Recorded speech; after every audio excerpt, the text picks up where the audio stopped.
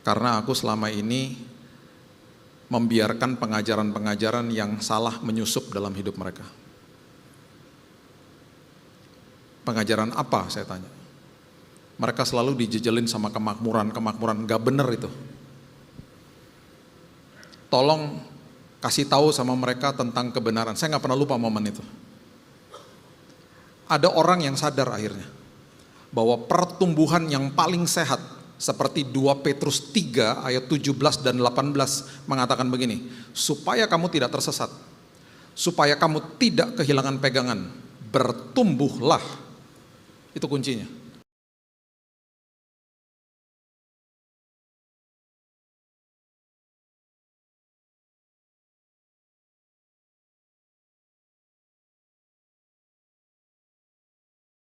Engkau besar, Engkau ajaib bagi hidup kami. Hari ini kami diingatkan sama 2 pahlawan iman. Ketika mereka kembali setelah mereka melihat raksasa, mereka mengatakan betul mereka besar, tapi Tuhan kami lebih besar. Masalah kami seringkali memang dibesar-besarin sama iblis. Tapi kami tahu Tuhan yang berperang bagi kami. Kami adalah anak-Mu, kami adalah ahli waris, kami adalah orang-orang yang punya hak penuh atas semua janji Tuhan. Hidup kami ada kepastian karena Tuhan ada kepastian. Hidup kami dahsyat karena Yesus kami dahsyat. Terima kasih Bapa yang baik. Kami sambut firman kebenaran, Roh Kudus yang ada di dalam kami menjelaskan, menerangkan, mewahyukan, bahkan menasehati kami. Kami sambut firman-Mu dalam nama Yesus kami berdoa. Kita sama-sama katakan, amin, amin, haleluya. Silakan duduk. Shalom Bapak Ibu. Hari ini kita mau belajar tentang 4 tempat yang dijalani sama Elia sama Elisa. Dan 4 tempat ini ternyata ada kaitannya dengan kehidupan rohani kita hari ini. Kalau baca perjanjian lama itu banyak sekali metafor, bayangan tentang apa yang terjadi di perjanjian baru. Dan salah satunya adalah ini. Ini merupakan sebuah, saya selalu bilangnya hidden gem. Saya suka dengan hidden gem.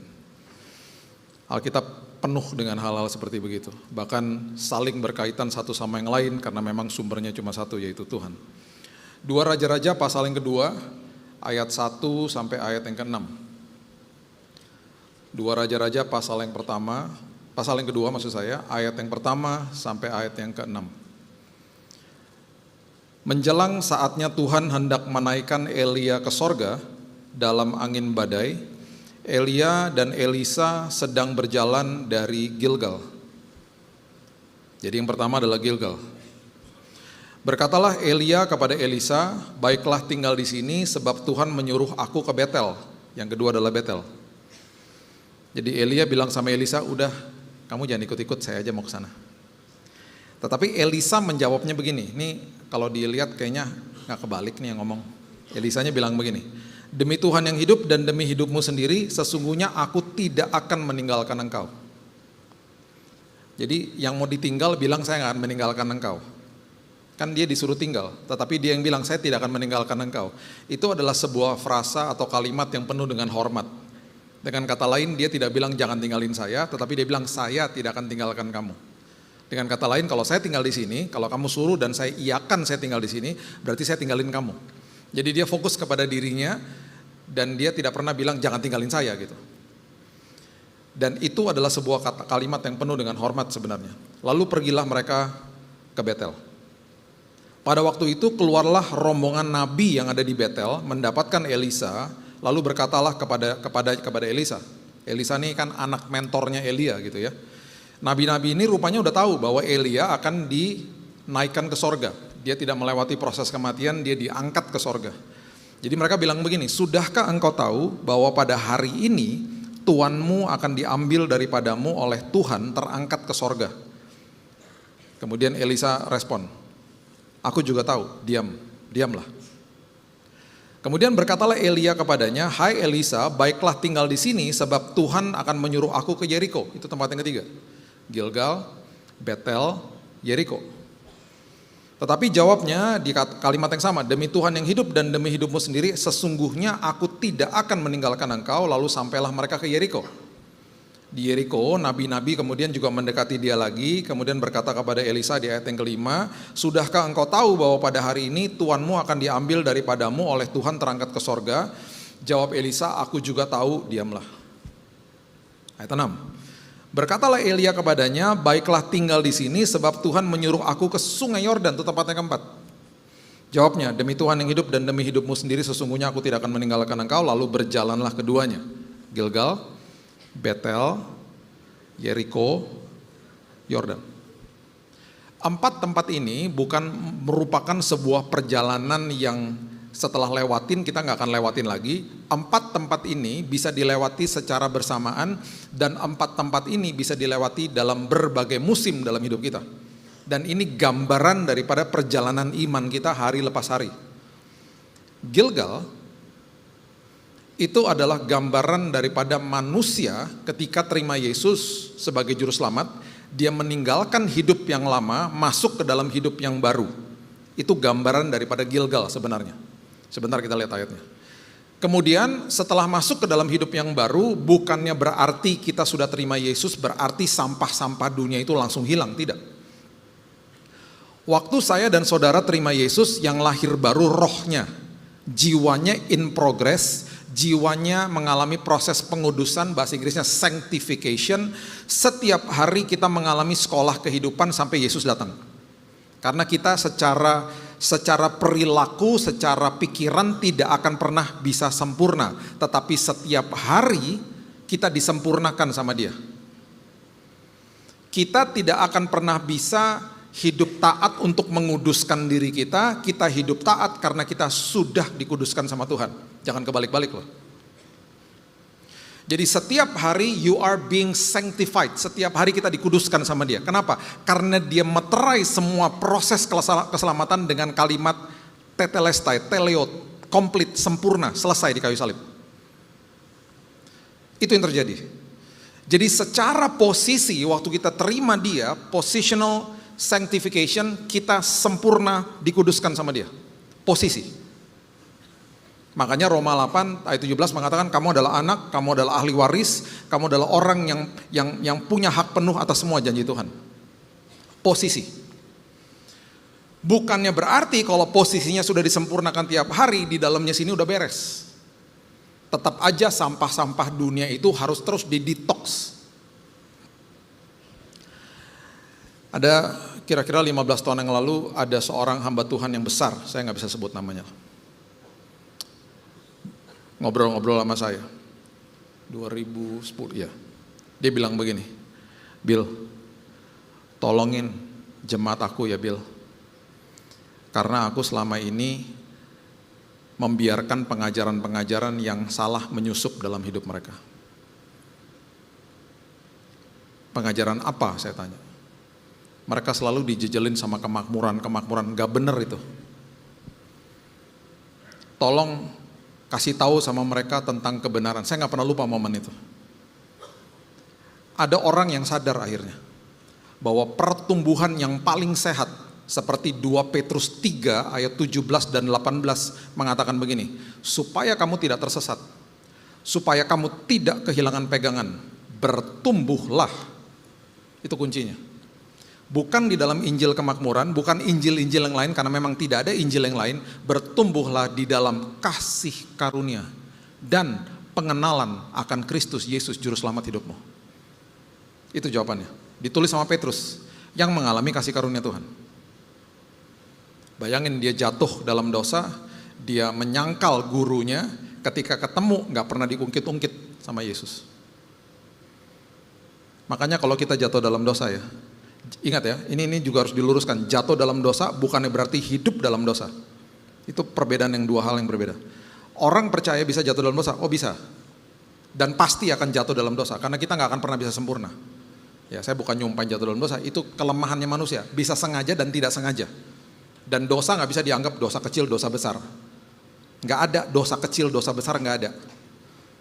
Saya habis ibadah ke rumahnya teman, jemaat di situ juga sih. Makan siang, ibu-ibu ini lagi beresin meja makan. Dapat telepon, mbaknya ngangkat telepon rumah. Bu, telepon, bilang saya nggak ada, saya lagi sibuk. Saya nggak mau negor dia, ntar nggak dikasih makan.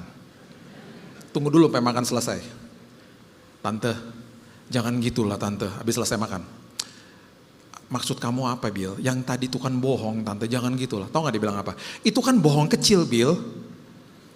Bohong besar tuh, nah ditangkap KPK, nah sana tuh. Ini kan bohong kecil. Nggak ada dosa kecil, dosa besar nggak ada. Dosa is dosa, udah gitu aja. Kesalahan is kesalahan.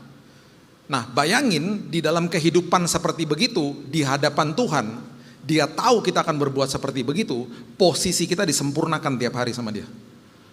Posisi kita dikuduskan, bahkan jangan pernah merasa bersalah kalau bilang begini. Banyak jemaat ngomong begini, saya rasa bersalah Pak, kenapa iman saya begini-begini? Saya mau kasih tahu, iman saya juga begini-begini, manusia soalnya. Ada naiknya, ada turunnya, ada naiknya, ada turunnya.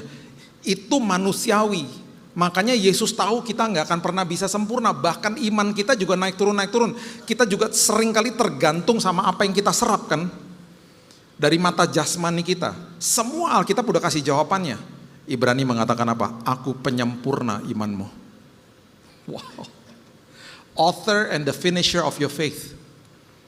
Makanya Alkitab selalu katakan begini, justru di dalam kelemahan kamu, kuasa aku akan dinyatakan. Justru ketika kamu lemah, justru ketika kamu tidak berdaya dalam hidupmu, datang kepada saya.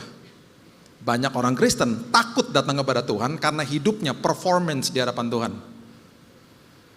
Kalau saya nggak begini ntar Tuhan murka, Tuhan tidak melayakkan saya, Tuhan nanti tinggalin saya dan lain sebagainya. Kita anak loh. Kalau kita anak, Alkitab berulang kali kasih tahu, di dalam kelemahanmu datang kepada saya, karena saya adalah sumber dari segala-galanya. Jangan pernah berpikir yang lainnya.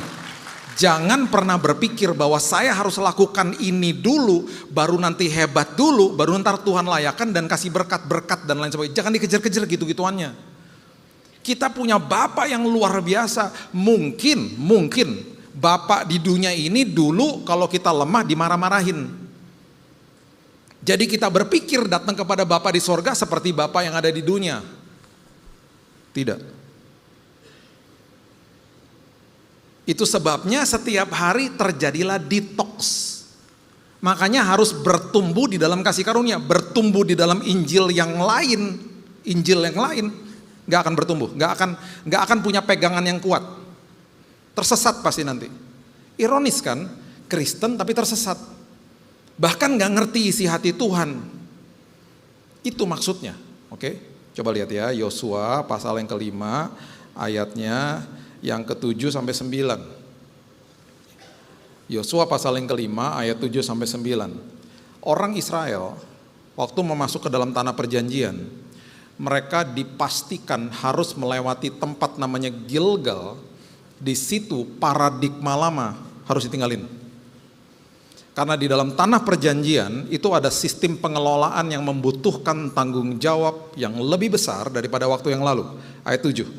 Tetapi anak-anak mereka yang telah dijadikannya ganti mereka itulah yang disunat sama Yosua, sebab mereka belum bersunat karena mereka tidak disunat dalam perjalanan.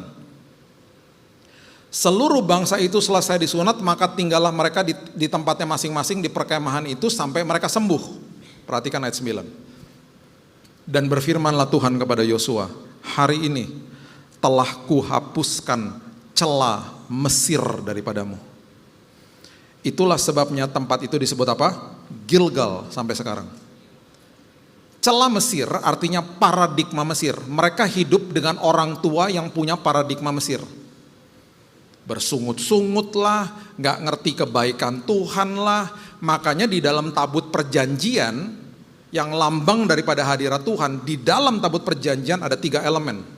Tongkat Harun, 2 loh batu yang melambangkan 10 perintah Tuhan, dan ada roti mana di dalamnya. Itu ada artinya. Di dalam tabut perjanjian yang merupakan lambang daripada hadirat Tuhan, 3 elemen itu dimasukkan ke sana, ditutup sama namanya mercy seat. Di atasnya ada kerub, malaikat, lambangnya. Itu hadirat Tuhan nanti ada di situ. Mercy seat atau tutup pendamaian bahasa Indonesianya, Itu artinya pada saat itu, karena belum ada kehadiran Yesus, itu maksudnya semua kesalahannya mereka ditutup sama kemurahan Tuhan di atas itu. Tongkat Harun lambang pemberontakan mereka kepada kepemimpinannya Tuhan lewat imam besar pertama Harun. Dua loh batu lambang pemberontakan mereka kepada perintah Tuhan. Dan mana itu lambang pemberontakan mereka kepada provisi daripada Tuhan. Kan komplain terus. Nah itu paradigma itu yang akan diselesaikan sama Tuhan di Gilgal. Generasi awal gak boleh masuk. Generasi berikutnya boleh masuk dengan syarat sunat. Sunat itu lambang daripada bukan sekedar penyertaan Tuhan saja di hari yang ke-8 ketika bangsa Yahudi baru lahir, tetapi juga merupakan sebuah momen di mana terjadilah yang namanya paradigma atau sampah masa lalu ditinggalkan. Perhatikan, semua yang serba fisik di perjanjian lama tidak dilakukan lagi di perjanjian baru. Ya, itu harus dipahami dulu. Jadi jangan ada upacara khitanan habis ini. Saya harus meninggalkan masa lalu saya, Pak. Bukan gitu. Paulus bilang begini, sunat hatimu. Terus kemudian dulu yang sakral kan adalah gedungnya. Sekarang semuanya dimasukin ke sini. Kitalah bait Allah. Dulu yang sakral adalah pengorbanan. Sekarang pengorbanan tanpa ketaatan, gak ada artinya. Firman Tuhan katakan begitu. Dulu yang sakral adalah sabatnya. Oh, dimentahkan sama Yesus. Perhatikan ya, kekristenan, makanya ada istilah Judeo-Christianity. Kekristenan itu derivatif lahir daripada semua ajaran-ajaran Yudaisme. Jadi ada kaitannya memang. Mereka percaya kepada 5 kitab pertama tulisan Musa. Dan kemudian itu menjadi akhirnya tolak ukur kehidupan mereka. Jadi kalau ditanya Yesus agamanya apa waktu dia lahir? Yudaisme. Dia melakukan semua tata cara Yahudi pada saat itu bersama dengan orang tuanya dengan taat. Di awal, upacara, seremonial dan lain sebagainya dilakukan sama dia. Tetapi waktu kemudian dia menghidupi pelayanannya, di Matius 5 ayat 17 dia mulai katakan begini, saya datang bukan untuk membatalkan semua Taurat, itu juga dari Tuhan kok. Saya datang untuk complete the law. Saya datang supaya Taurat itu tidak menjadi tolak ukur kehidupan manusia. Saya datang dengan perintah yang baru. Dan saya datang selesaikan semuanya di kayu salib. Supaya hari ini manusia yang percaya kepada saya tidak diukur lewat ritual, tata ibadah dan lain sebagainya. Mereka semuanya datang kepada saya untuk memiliki sebuah hubungan yang begitu indah. Dan saya batalkan semua yang namanya agama dalam hidup mereka. Jadi jangan terjebak di dalam agamawi, hormati saja. Jangan terjebak di dalamnya. Makanya saya selalu katakan, ada perbedaan antara orang agama Kristen dengan orang Kristen. Orang agama Kristen, dia akan mulai datang kepada Tuhan dengan titik memberi. Makanya Yesus bicara sama Marta, itu konteksnya begitu. Kita kalau baca itu nggak ngerti, kita akan bilang begini, kan dia harus pelayanan Tuhan. Tuhan bilang gini, ngapain sih kamu ribet-ribet, tuh bahasa narasinya, bahasa Indonesianya kira-kira begitu. Ngapain kamu merepotkan diri dengan banyak perkara? Lah kita kan harus pelayanan Tuhan. Betul pelayanan. Betul kamu hidupmu adalah pelayanan, melayani. Betul. Tapi nggak gitu caranya. Lah gimana caranya? Di dalam agama pelayananmu seperti begitu, titiknya memberi. Di dalam saya nggak begitu. Kamu duduk dulu seperti Maria. Kamu terima dulu dari saya. Kamu penuh dulu dengan kasih karunia di dalam sini, baru kamu pelayanan.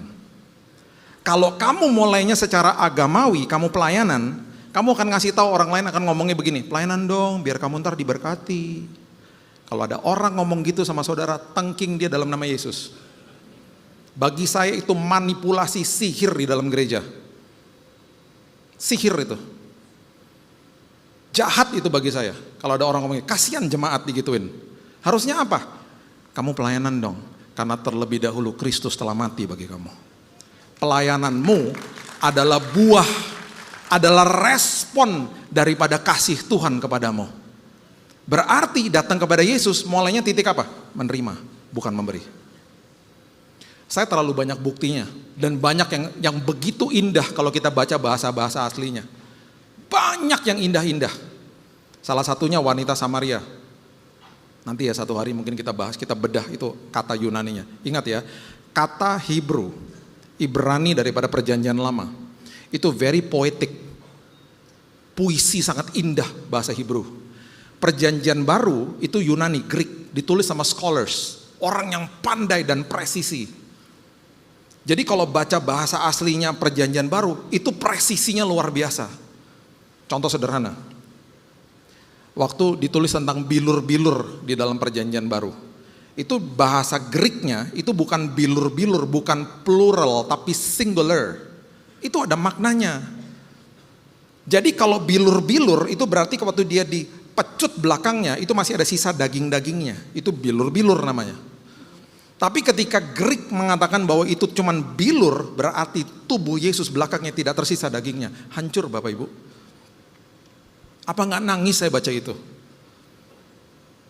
Terus wanita Samaria dilayani sama dia, orang berdosa, penginjil pertama di perjanjian baru. Bukan murid-muridnya, penginjil pertama wanita Samaria. Orang asing selalu dikatakan. Mereka menganut Samaritanisme. Mereka dikatakan sama orang Yahudi itu anjing. Karena mereka itu orang yang lahir dari keturunan yang berbeda, orang Yahudi nyampur gitu loh, rasnya. Makanya mereka diasingkan. Datang kepada wanita Samaria. Udah penginjilan terjadi, semuanya living water lah, kita udah tahu ceritanya kan. Terus murid-muridnya kan datang kepada Yesus. Nawarin makanan. Guru, mau makan nggak?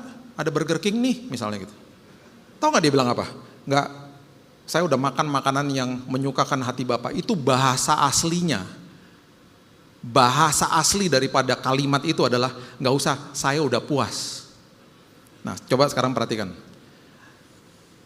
Kebanyakan di dalam ranah agama dikasih taunya apa? Ayo Bapak Ibu kita senangkan hati Tuhan. Itu nggak ada yang salah loh semuanya ya. Semuanya benar. Senangkan hati Tuhan, pelayanan seperti Marta, semuanya baik dan benar sebenarnya.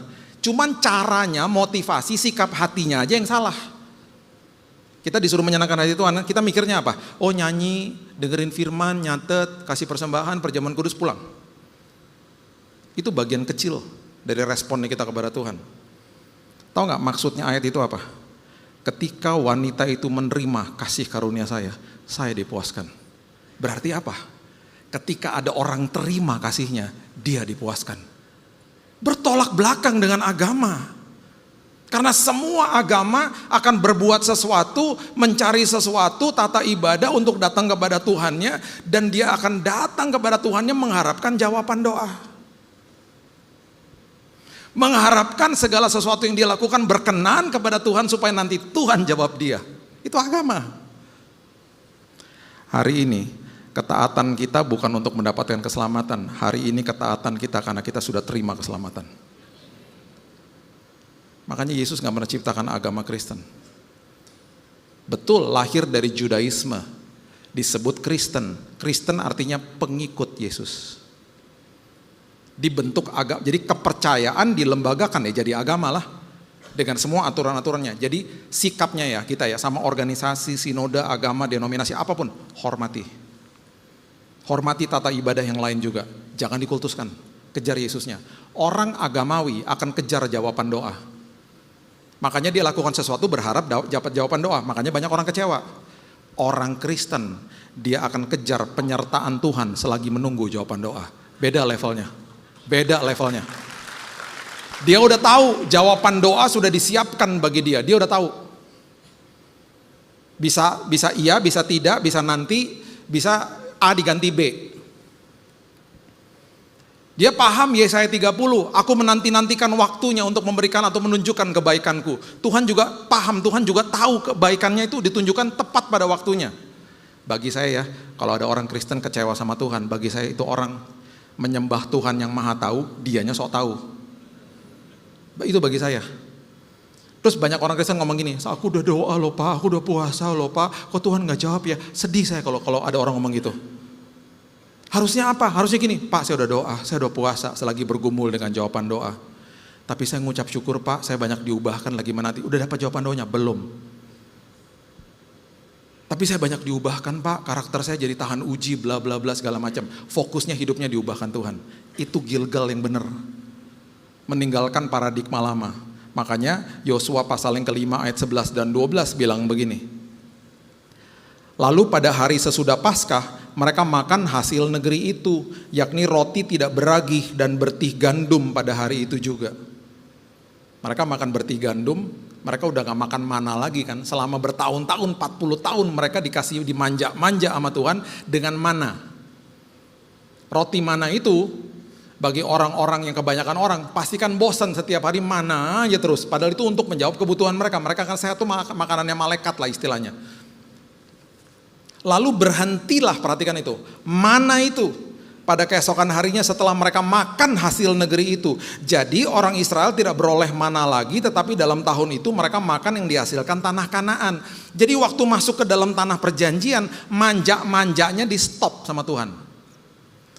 Mazmur 131 ayat 2, Daud mengatakan atau berbicara kepada jiwanya, aku mendiamkan jiwaku, aku menenangkan jiwaku. Kalau saya bisa tambahkan yang penuh sampah. Karena aku mau menyapih diriku. Menyapih artinya meninggalkan ketergantungan sama susu. Aku mau bertumbuh. Aku mau jadi dewasa rohani. Kalau saya masuk ke dalam tanah perjanjian, manja-manjanya stop. Kenapa? Saya akan makan hasil negeri itu yang akan saya kelola. Mereka diharuskan mengelola tanah itu. Karena dari hasil tanah itu terjadilah bertih gandum, susu dan madu, dan juga buah yang akan digandar karena saking besarnya. Mungkin durennya segini kali. Itu hasil negeri tanah perjanjian. Mananya di stop, susunya di stop, ayo jadi dewasa. Sampah masa lalu tinggalin. Jangan dibawa-bawa ke masa ini. Itu yang terjadi sama hidup kita hari lepas hari. Ya. Selain itu, di satu sisi juga jaga pintu gerbang hatimu. Jangan dimasukin sampah lagi. Karena dua panca indera kita yang paling banyak menyerap informasi adalah mata dan telinga. So jaga mata dan telinga kita. Ya, saya udah pernah kasih firman di sini, terang Tuhan diterbitkan di dalam sini. Terang Tuhan nggak bisa dipadamkan, tetapi terang Tuhan bisa ditutup sama ulah kita sendiri kalau kita nggak jaga mata misalnya. Makanya firman Tuhan bilang apa? Kalau engkau nggak jaga matamu, betapa gelap hatimu. Terangnya Tuhan nggak bisa dipadamkan. Terang Tuhan is terang Tuhan. Terang Tuhan bisa ditutup sama ulah kita sendiri. Akhirnya apa? Kita melangkahnya salah lah. Akhirnya ngambil keputusan salah karena nggak jaga mata. Makanya perhatikan deh, orang yang nggak jaga matanya ya, dia menyerap terserah apa yang dia mau masukin ke dalam kehidupannya dia. Langkah-langkahnya pasti banyak yang salah karena gelap dalamnya sini. Jadi be careful, hati-hati dengan hal itu. Yang kedua adalah Betel. Ya, buka sama-sama saya Hakim-Hakim 20 ayat 26 sampai 27. Kemudian pergilah semua orang Israel, yakni seluruh bangsa itu, lalu sampai ke Betel. Di sana mereka tinggal menangis di hadapan Tuhan, berpuasa sampai senja pada hari itu dan mempersembahkan korban bakaran dan korban keselamatan di hadapan Tuhan. Dan orang-orang Israel bertanya kepada Tuhan, pada waktu itu ada di sana tabut perjanjian Allah. Tabut perjanjian Allah, lambang yang saya katakan tadi, daripada hadirat Tuhan, letaknya di Betel pada saat itu. Betel lambang daripada hadirat Tuhan. Kita bisa baca lagi kisah-kisah yang lain ketika Yakub bergumul dengan malaikat dan lain sebagainya. Betel selalu melambangkan the presence of God. Catat ini baik-baik. Ketika orang menerima Yesus sebagai juru selamat, Roh Kudus itu meterai yang diberikan, dan Roh Kudus itu tidak akan pernah tinggalkan kita. Jadi please jangan pernah berdoa begini. Tuhan, jangan tinggalkan aku Tuhan. Kalau Tuhan bisa ngomong baper banget sih, udah aku kasih Roh Kudus, gak pernah ditinggalin. Kenapa kamu masih doa-doa kayak begitu? Itu biasanya doa-doa orang yang paradigmanya salah, yang berpikir kalau dia buat salah Tuhan tinggalin dia.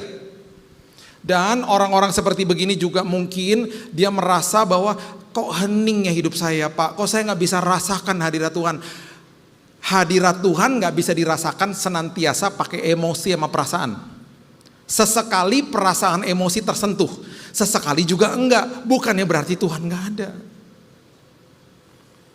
Jangan hadirat Tuhan dinilai sama apa perasaan kita ketika datang ibadah. Aku gak suka lagunya, gue gak rasa hadirat Tuhan tadi, gue gak ngerti. Apalagi itu tadi pendeta khotbah apa tuh, Gilgal. Udah gitu gue silo lihat kepalanya, gue gak ngerti. Bilangin sama orang gereja kasih bedak, kenapa sih dia tuh?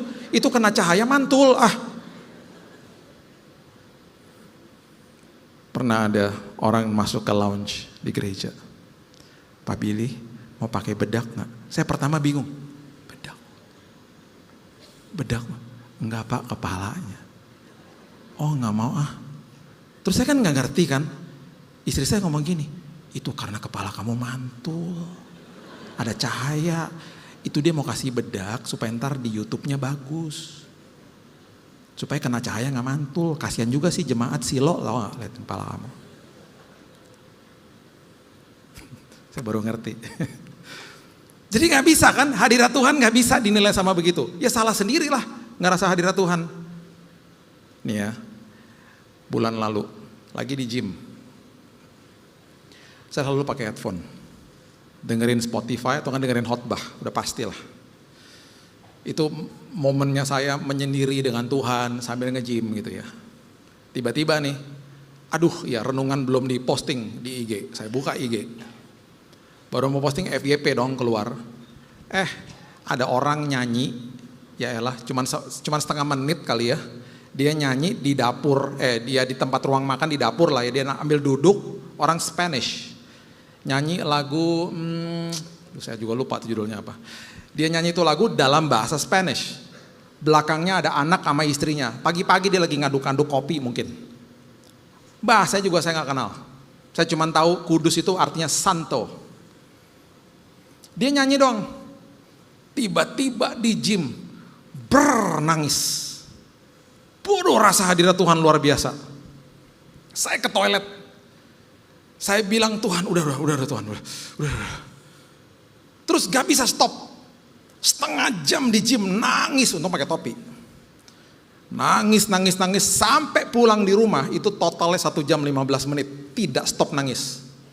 Karena di mobil saya putarnya terus, saya masukin di Bluetooth, saya nyanyi terus di mobil. Sampai saya hafal tuh kata-katanya. Sampai rumah, ada tugas yang saya harus lakukan. Hilang tuh langsung momen itu. Apakah Tuhan gak hadir? Enak aja. Di situ saya baru sadar, iya ya, kadang-kadang tuh menyentuh emosi kita, kadang-kadang enggak. Hadirat Tuhan harus dinilai pakai iman. Gak bisa pakai perasaan. Seringkali perasaan itu mengecoh kita. Bahkan seringkali perasaan kita ya bisa menipu kita bahkan. Jadi iblis gunakan itu bahkan kan seringkali. Makanya banyak orang ngomong begini, aku gak rasa hadirat Tuhan. Ya salah lu sendirilah. Tuhan selalu hadir. Dan bagi saya orang yang ngomong begitu, ya bagi saya itu melecehkan Tuhan. Kenapa? Karena hadirat Tuhan itu dulu dikejar-kejar sama orang di perjanjian lama. Bayangin, yang bisa rasakan hadirat Tuhan cuma imam besar di hari pendamaian sekali setahun. Itu kalau masih ada sampai hari ini, kita gak bisa rasa hadirat Tuhan. Kita ada pengampunan dosa juga sekali setahun datang ke rumahnya imam besar. Misalnya besok nih hari pendamaian, kita datang ke rumah imam besar kan. Disuruh bawa hewan.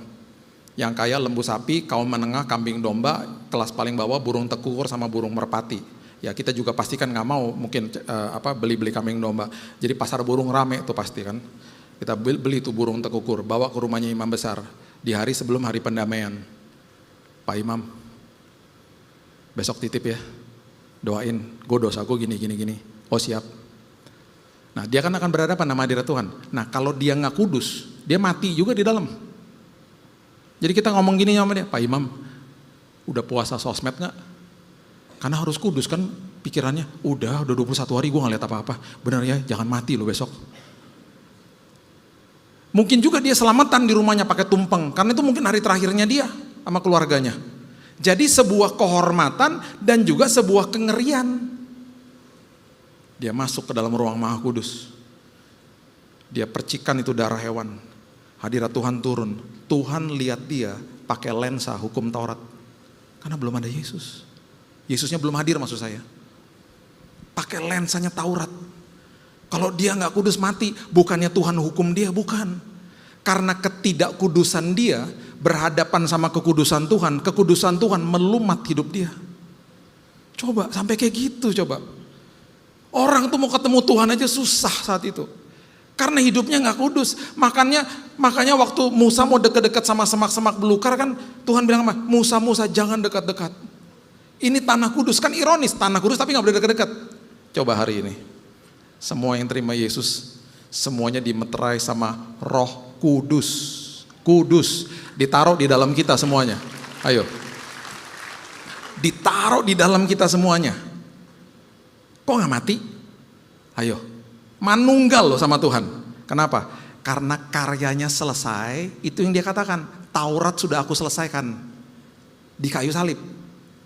Jadi setiap hari dirimu akan aku kuduskan, dirimu akan aku sempurnakan tiap hari. Itu sebabnya engkau bisa manunggal dengan aku.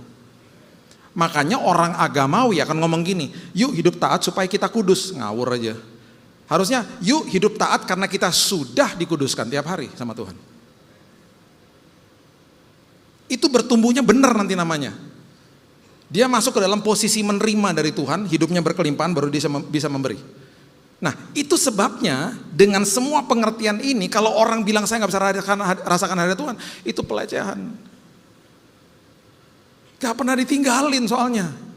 Makanya kuncinya apa? Ngucap syukur. Makanya saya selalu bilang apa? Orang yang ngucap syukur, dia sedang memalingkan wajahnya dari masalah dia sedang memalingkan wajahnya kepada hadirat Tuhan.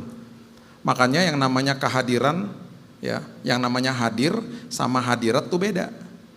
Kita bisa sama-sama hadir di dalam sebuah pernikahan, tapi saya nggak ketemu sama teman saya. Sama-sama hadir loh, tapi tidak merasakan hadirat. Hadirat adalah face to face, countenance to countenance.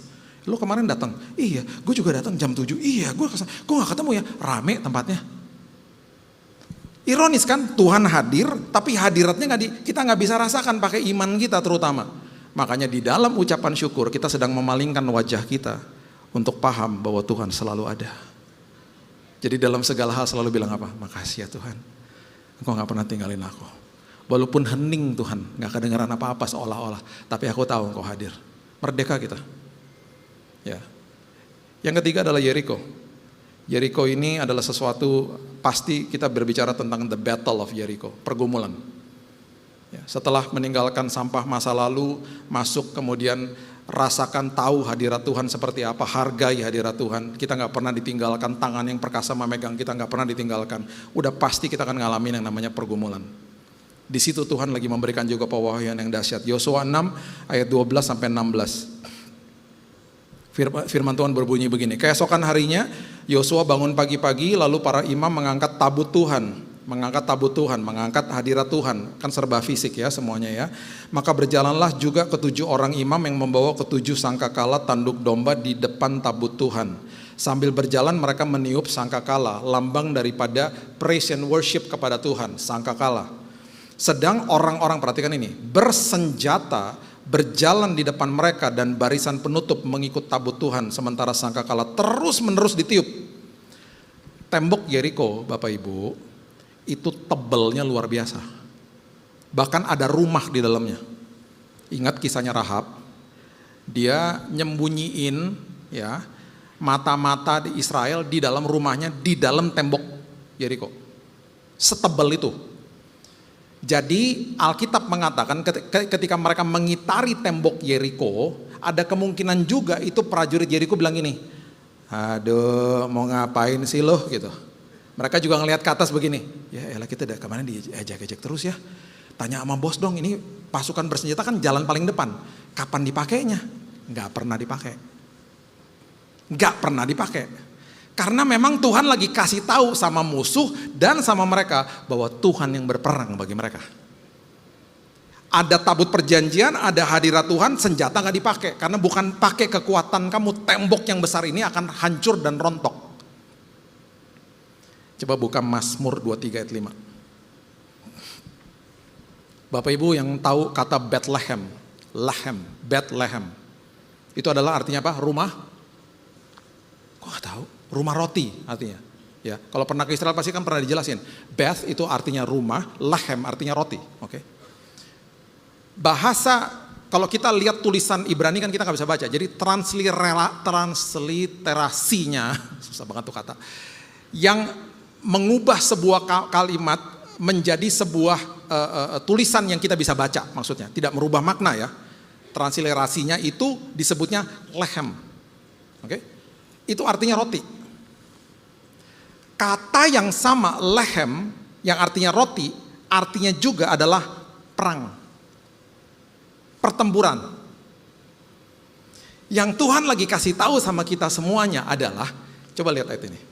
Engkau menyediakan hidangan bagiku di hadapan lawanku.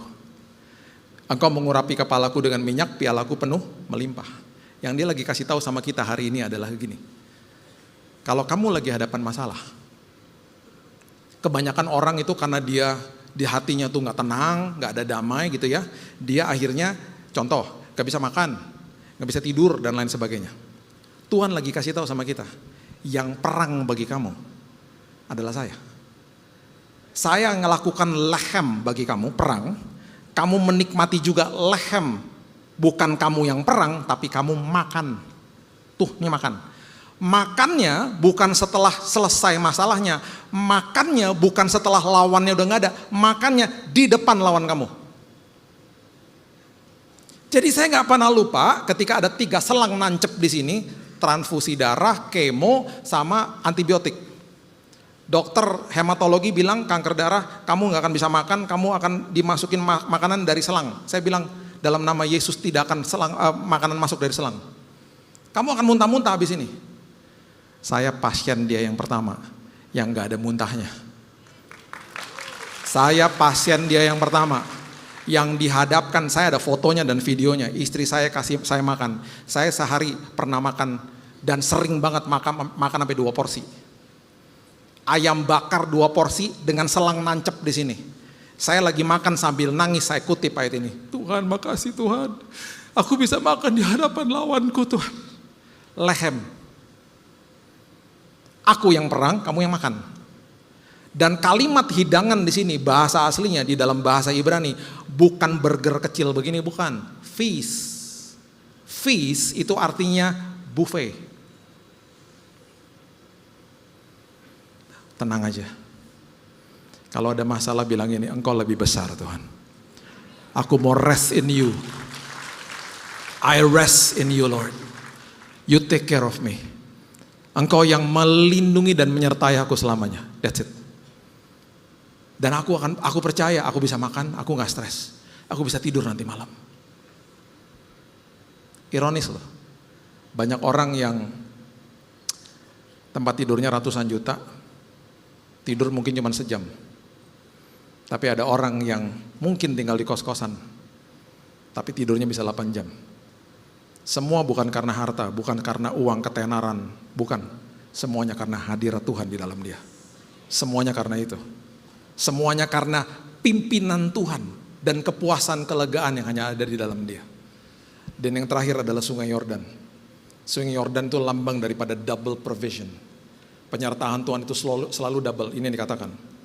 2 Raja-Raja 6, 2 Raja-Raja 2, ayat 6 sampai 9 mengatakan begini. Berkatalah Elia kepadanya, baiklah tinggal di sini sebab Tuhan menyuruh aku ke Sungai Yordan. Jawabnya, demi Tuhan yang hidup dan demi hidupmu sendiri sesungguhnya aku tidak akan meninggalkan engkau. Lalu berjalanlah keduanya. 50 orang dari rombongan Nabi itu ikut berjalan, tetapi mereka berdiri memandang dari jauh. Ketika keduanya berdiri di tepi Sungai Yordan, Elia mengambil jubahnya, digulung, dipukul ke atas air itu, terbagilah air itu ke sebelah sini dan ke sebelah sana, terbelah Sungai Yordan, sehingga menyeberanglah keduanya dengan berjalan di atas tanah kering. Sesudah mereka sampai ke seberang, berkatalah Elia kepada Elisa, dia nanya sama anak mentornya, dia bilang begini, mintalah apa yang hendak kulakukan kepadamu.